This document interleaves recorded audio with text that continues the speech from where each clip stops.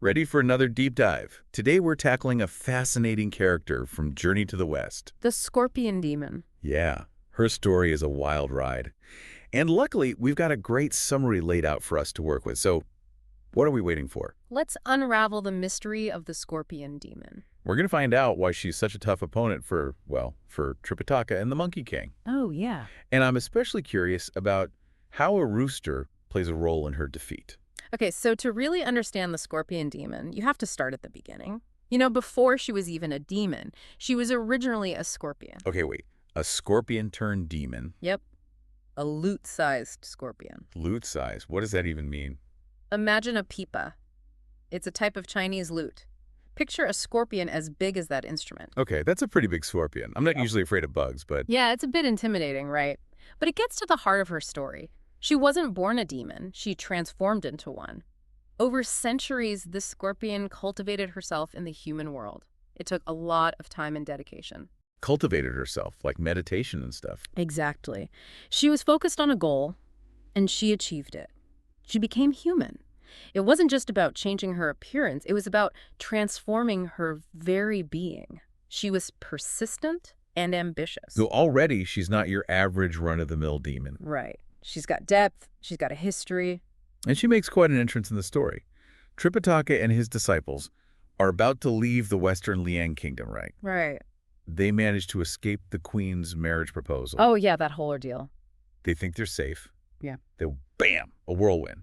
And guess who's at the center of it? Our scorpion demon. She whisks Tripitaka away to her lair, this place called the Pipa Cave. The Pipa Cave. Get it? Peep at the lute. Oh, that's a clever detail by the author, right? Connecting it back to her origins. It ties everything together. So she kidnaps Tripitaka, takes him to this musically themed cave. What's the end game here? What does she want with a monk? She wants to marry him. What? Marry him. I mean, she abducts him in a whirlwind, shows off her power.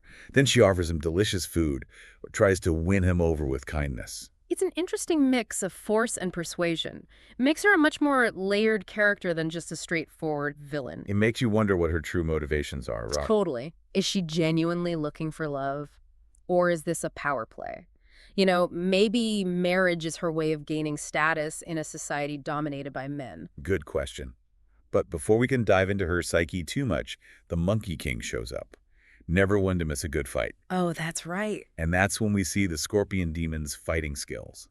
She goes up against the Monkey King and Pigsy. I mean, these are heavy hitters. And she holds her own. This is not some delicate flower. She's got this weapon, the Dalmadu Zhuang, the horse-overturning poison stake. The name alone is pretty intimidating. It not only knocks you off your feet, but also injects you with a deadly poison. Talk about adding insult to injury. I guess this goes back to her scorpion roots. Exactly. She weaponizes her natural venom. And it's super effective. Both the Monkey King and Pigsy end up poisoned, forced to retreat. She almost wins. She even gets Tripitaka alone in the bridal chamber. Things were getting serious. But Tripitaka stays true to his path, resists her advances. But it's not his strength or determination that brings her down in the end. No, her downfall is tied to something much bigger. There's this whole system of elemental weaknesses in Journey to the West. Like a cosmic game of rock, paper, scissors. Sort of. Remember the centipede demon? She had a weakness too. Well, the scorpion demon is vulnerable to a specific celestial being, the rooster star officer. Wait, so her weakness is a rooster? It's a bit like the idea of natural predators in the animal kingdom, Some creatures are just inherently stronger than others. So Monkey King, realizing he can't beat her on his own, goes to the goddess Guanyin for help. And Guanyin points him in the right direction. She tells him to seek out the rooster star officer. And that's where things get really epic, right? This celestial being turns into this giant rooster, a couple of powerful crows. That's all it took. And just like that, the scorpion demon is defeated. Gone. It's kind of tragic. What do you think about it? Yeah. This powerful, ambitious demon, so determined to achieve her goals, is undone by something as simple as a rooster. It's like her very nature, her inherent vulnerability, leads to her downfall. Makes you wonder, is she really a villain? I mean, she was looking for love, for power, but maybe we should be a little sympathetic. I think it's a great question. She definitely challenges the traditional idea of a female villain. Is she a victim of circumstance, a symbol of feminine strength, or something in between? We've explored her origins, her motivations, and her downfall. Now it's up to you. What do you think? Leave us a comment and let us know. Until our next deep dive. Happy diving. See you next time. Bye. Bye.